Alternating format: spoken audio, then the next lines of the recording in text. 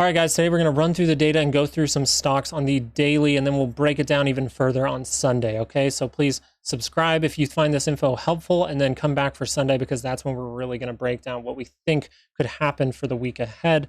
But as we hop into the data, we see non-farm payrolls and unemployment, and non-farm payrolls came in really high, which normally means that we will see those rates start to be raised again, and then our unemployment rate actually came in at consensus, and it actually did not tick up, which means that we wanted a higher unemployment so those rates could come down. It's kind of like proof that the Fed their job is being done.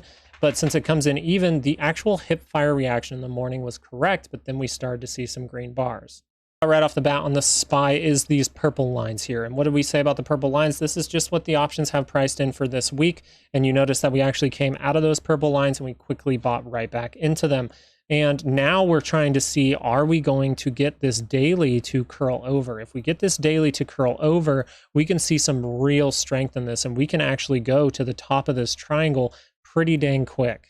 Since the Qs actually held up better and they are getting a buy signal, we actually could see some major strength in the Qs, okay? We could see this thing start to extend and even break out of this triangle and maybe even go test this high up here, okay? So we could actually see a test of that high next week if stocks really want to push higher and we see those yields come down. You can see just those yields coming down from that, touching that high again and coming down. You can see how much that means to the market. TLT, those traders really helped out the market because overall the market probably should have been down today with that kind of data, but now we're seeing kind of a change in the narrative, and maybe people are starting to think, hey, the soft landing is still possible. We're going to keep rates higher, but the economy looks really strong, and that's probably how people read the data. The most important thing on the Qs, though, is you are getting a green impression and a cross on the MACD, so we can see some major strength in the Qs coming forward in the next week. I believe the strongest stock of the day and the one that you should pay the most attention to is Apple, okay? Apple actually did get that buy signal just like the Qs. It is kind of right below that 50, so you really want that 50 to get retaken before you want to get extremely bullish, but this is overall why I put out that video in the middle of the day, and hopefully you guys were able to see that. If you want to, it breaks down the data a little bit more, so it is on my channel. It's only like 4 minutes long, but if you would have seen that in the middle of the day, I was like, hey, this could be the bottom right here. This could be a bottom, not the bottom. This could be a bottom, okay?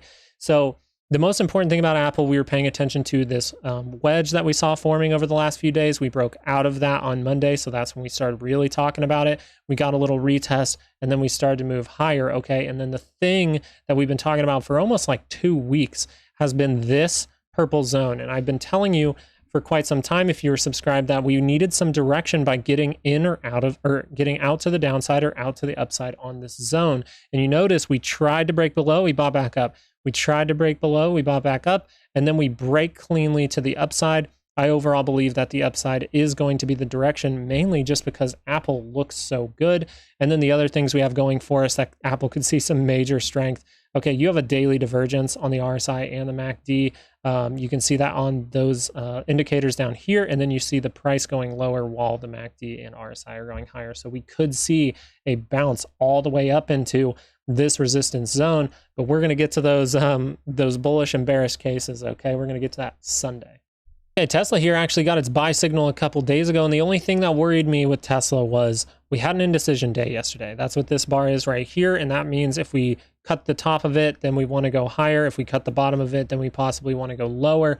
And you notice we actually cut that pretty early on. So I was a little scared, and then we started to see that buying back up, okay? So we did close on Tesla above all of our moving averages, and now we can see Tesla possibly go touch the top of this triangle. And we really want to pay attention if this triangle breaks, okay? If we get a clean green closing bar outside of this triangle, then it might mean that Tesla wants to go test this high, and if it breaks above that high, we're going to be making a new high in Tesla very shortly.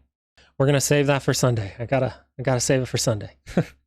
Now, something that also looked really strong was NVDA. I know you guys really like your NVIDIA. It looked really strong. We got that buy signal back on Monday, and when we did see this big red bar on Tuesday, that's when I told you, this is a bear trap. Okay, we did not, everyone was freaking out because, you know, NVIDIA goes down by almost 3% in a day. And I'm just saying, if you just look at the hourly, it looks like a pullback. It looks like a decently healthy pullback, and now we're going to head to higher levels.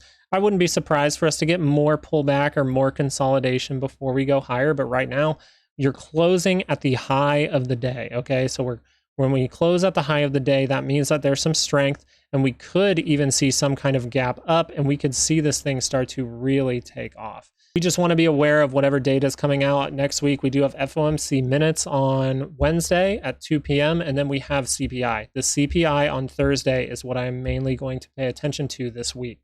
I don't want to tell you, hey, this thing's going to skyrocket. I just want you to see that it crossed on its MACD. We have the buy signal. We got a little pullback, and now we're seeing strength, and we're closing at the high of the day.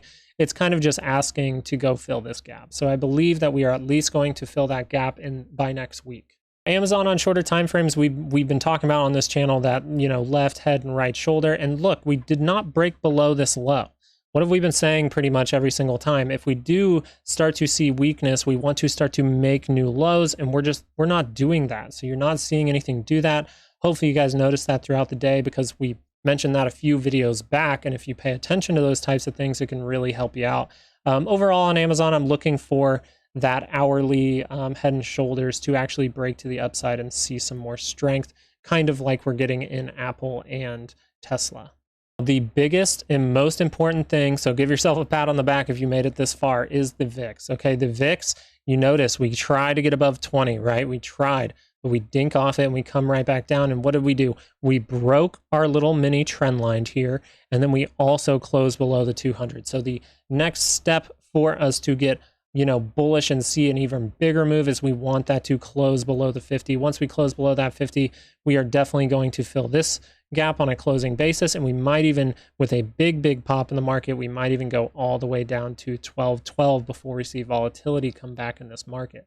Okay, and we did see this is our little double top we got going on here, and we started to come off of that pretty quickly. So we did get a little pop in TLT. We want this to continue, okay? Overall, we're reading the data and we're not coming off drastically here. So we would like to see this come off even further. But right now we're not really doing that. So we could see the yields start to turn around as far as when we get more data releases next week, or if something, say, breaks in the market. We do have earnings and things like that coming up with a lot of banks. So a lot of that can mess with this, but we hopefully will see this start to pull back, maybe even just to this 50 that's coming up. And then maybe that starts to bounce higher. Doesn't mean that these can't start to break down right now though. Okay. This easily could, since it violated this channel, maybe that's a fake out move and we could see this drastically drop. We just want to pay attention to those rates. And I'm going to be talking about these in every single video. So you will get a little insight into what's happening with these. One reason we should be cautious, and this could be a bull trap, is actually TLT. I do believe TLT did kind of save the market by pulling those yields back down.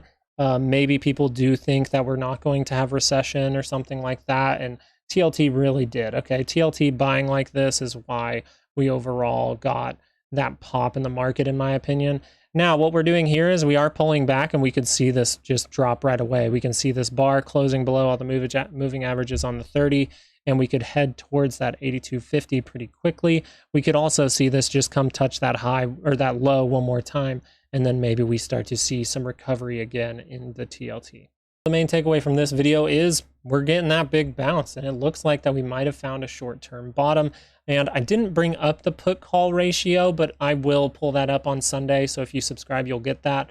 The put call ratio was at a level a couple days ago that has pretty much, it's formed a lot of bottoms. Okay, once we get to those types of levels, it's formed a lot of bottoms, and that was what I put in my video this afternoon. So if you really want to see it, you actually can go see that in my little 4-minute video. But the main takeaway obviously is that we are seeing, and I think we might have a short-term bottom, and we just want to see what happens throughout the week next week. So I will be looking at these charts extensively over the weekend, and then I'll give you guys that info on Sunday, obviously Sunday night and before the market open on Monday. I hope you guys have a great weekend. I encourage you to go do something fun and not stare at charts all weekend. Pop in, watch my video, get your little fill, and then go do something fun, okay?